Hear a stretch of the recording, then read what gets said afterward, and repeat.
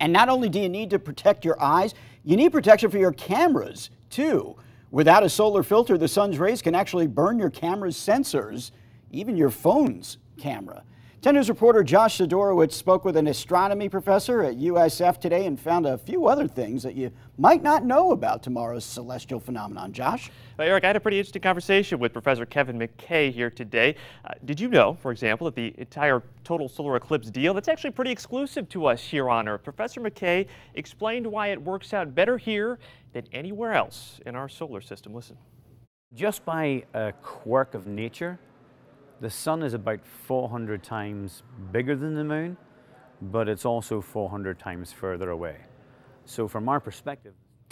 But because of that quirk, someday total eclipses won't be visible to us anymore, actually, as the moon starts to appear smaller. And here's how he explained it to me. The moon is slowly drifting away from the Earth. If you can imagine, when we're talking slowly, about 3 centimeters every year. That's about the thickness of 5 of these iPhones stacked on top of each other. So eventually the moon will appear too small to fully eclipse the sun. But in the meantime, while you can still enjoy it, Professor McKay says you are now totally out of luck if you weren't able to snag a pair of these eclipse glasses. And you will need, really all you'll need, is a pin and a couple pieces of paper. He says it's low tech, but it still works.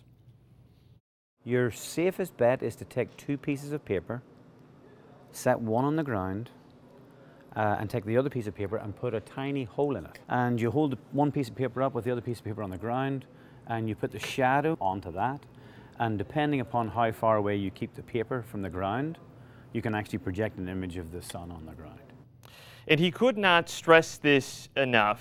Bottom line, whatever you decide to do, never, never try to look directly at the sun during the eclipse, especially given that here in the Tampa area, we are not in the path of so-called totality. So the sun will wind up only being about 80% covered. But if you do wind up missing this one, we'll leave you with some good news here, Eric. It is that our area is actually going to be right in the path of totality for a solar eclipse in the future. Bad news? You're going to have to wait until 2045 for that. Oh.